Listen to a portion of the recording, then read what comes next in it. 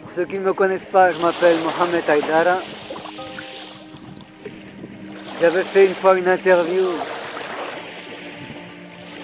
au bal des Quenelles, expliquant une philosophie de vivre qui n'a pas été entendue. Cependant, au sein de Debout les Belges,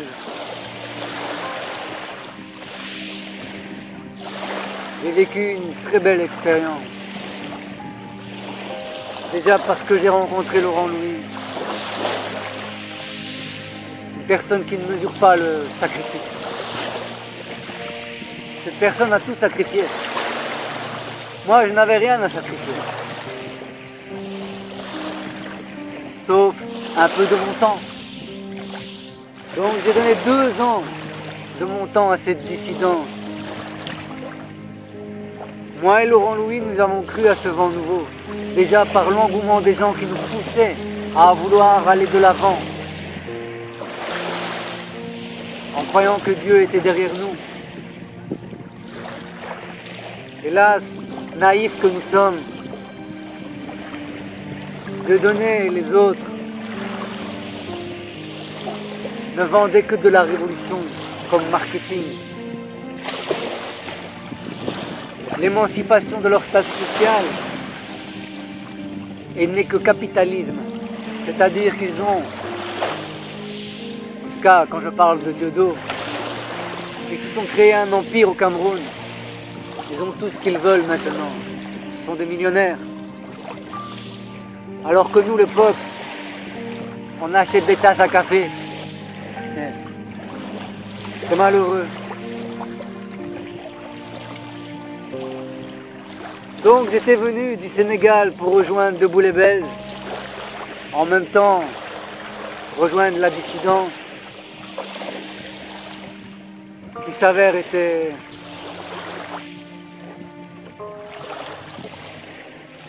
disons que le système crée ses propres pourfendeurs. Comme ça, il peut le diriger. Je dirais aussi que la dissidence, c'était pour focaliser les gens sur Internet et les faire vivre une révolution sur Facebook, les empêchant d'avancer. Il est évident qu'en 10 ans, la seule chose que Dieudonné a créée, c'est l'atelier potache, donnant la parole à des gens comme Patrice Allègre. Tout le monde a bien vu le texte que Dieudonné et Joe Le Morbac ont écrit sur la petite fille handicapée de Laurent Louis, par simple vengeance, car ils n'avaient pas de contre-argument à la vérité. Ils sont tous des menteurs. Donc, j'ai quand même passé des bons moments, je l'avoue. J'y ai cru. Laurent Louis aussi y a cru. Comment voulez-vous qu'on puisse cracher sur 8 000 € de salaire dans un parlement en ne voyant pas le changement au bout du tunnel? On y croyait, nous. Hélas, tel un bateau qui coule, l'Europe coule. Je prendrai pour exemple la Hongrie qui crée un mur pour empêcher les migrants de passer. Un bateau coule. Créer un mur à l'intérieur du bateau n'empêchera pas le bateau de couler. Je pense que les gens qui ont mis un peu d'argent de côté, qui ont une trentaine de 1000 €, qu'ils se décident d'enfin quitter l'Europe, car il n'y a plus d'espoir. Je suis triste. Je suis triste comme les gens, pour les gens comme Laurent Louis. Les gens qui ont sacrifié beaucoup de choses pour le combat commun.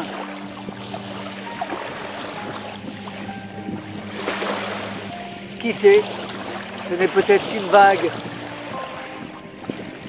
C'est-à-dire que d'autres personnes viendront et se battront contre ce système. Il y aura encore un engouement. nous avons quand même appris beaucoup de choses, car les gens prennent conscience que la démocratie n'a jamais existé. Aïe, aïe. Quand j'entends Merkel ou Hollande ou Valls qui pleurent pour les migrants, ça doit cacher quelque chose, non? Vous croyez que tout d'un coup ils ont un cœur? Avez-vous entendu dans les médias que les migrants étaient tous musulmans? Ils n'en ont pas parlé. Est-ce une carte à jouer par la suite? S'ils n'en parlent pas, c'est qu'ils ont un plan. Ces gens-là sont tous des agents de l'atlantisme américain, du mondialisme. Leur but est d'anéantir toutes les nations du monde, déjà en supprimant la diversité, poussant les gens au nationalisme, au lieu de les pousser à l'universalisme. C'est-à-dire qu'une fois que tu connais la diversité du monde, tu l'aimes tellement que tu essaies de la préserver face au mondialisme.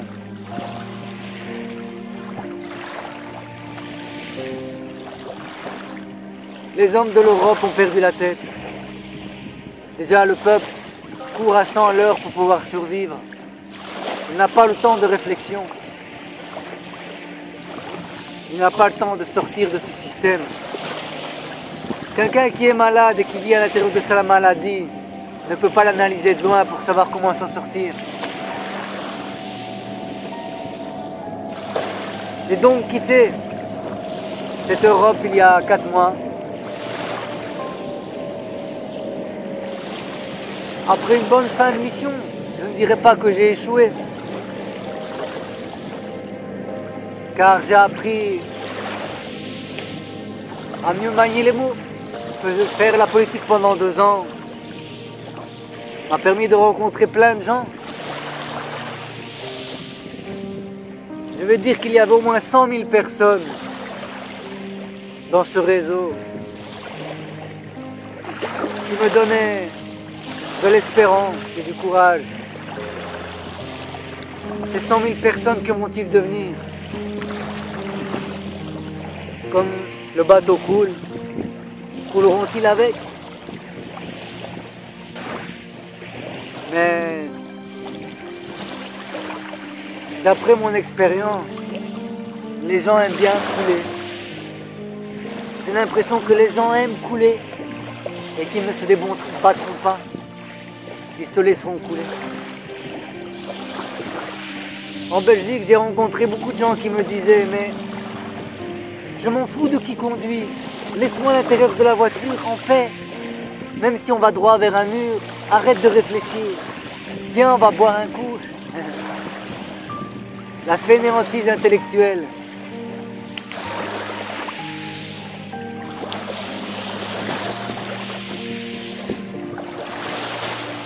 Le Sénégal me manque, mais même lui, il se tourne vers un mondialisme. Il n'y a plus que les îles, au fin fond de l'Atlantique.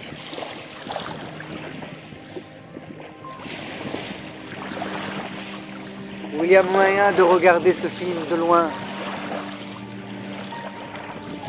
Ici, je ne vois pas de migrants, je ne vois pas de djihadistes. Qu'est-ce qui viendrait se perdre sur une île déserte? Tout ça appartient au bateau qui coule. Il y a les figurants, les acteurs. Nous sommes à la fin du film.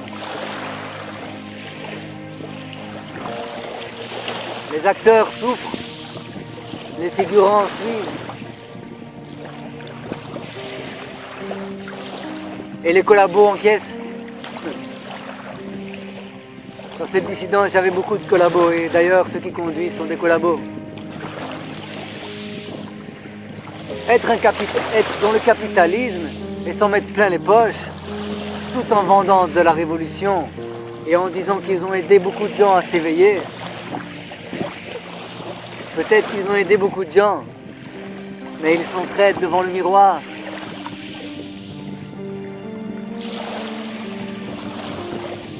Ça me fait penser à la Mecque, avec l'Arabie Saoudite, Beaucoup de gens défendent l'Arabie Saoudite en disant oui mais là-bas il y a la Mecque. Ah mais il y a Dubaï aussi. Hein. Le capitalisme. Eh oui, dans ce monde tout le monde a choisi la religion de l'argent. Sans sagesse, vous ne pouvez être religieux. Ou alors vous êtes désendoctriné. Alors, il n'y a qu'un pas entre le djihadiste et l'endoctriné. Un vrai religieux s'émancipe de son statut social, il ne recherche pas de statut terrestre, il veut un statut dans le ciel. Une sous-culture européenne qui se croit être civilisée, mais n'est qu'un robot. Je le dis souvent, il me fait penser à un être ridicule qui se vante, allant dans la brousse et disant à un autochtone: tu ne sais même pas lire, tu ne sais même pas écrire. C'est moi, le civilisé, qui a créé la bombe et détruit le monde. Je suis fier d'être civilisé. Cette Europe qui coule, qui n'est qu'une ombre sans vie. Des gens qui vivent à 100 à l'heure, comme s'ils étaient absorbés par un trou noir. L'humanité a touché le fond. Et l'humanité croit qu'elle s'appelle Europe. Depuis l'enfance, on vous a robotisé. Ils ont conditionné votre ego à n'être qu'une machine à consommer. Vous voulez vivre la vie de rêve, mais on dort debout. Dormez-vous, dormez-vous, l'Européen qui se croit célèbre. Donc, comment combattre ce système?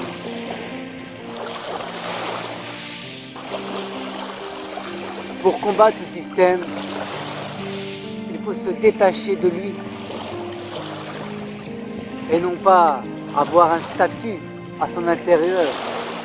Beaucoup de gens ont pris pour habitude de vivre dans le confort. Je vis dans le confort, n'est-ce pas? Pour ceux qui me suivent depuis longtemps, ils savent très bien que depuis 20 ans, aussi bien être matelot en Norvège que être marabout en Afrique, d'apprendre le Wolof, que d'être une personne libre en Grèce, de vivre parmi les moines sur le mont Athos, sur la montagne sacrée, m'a donné un confort de vie incroyable, une santé. Vivre la paix.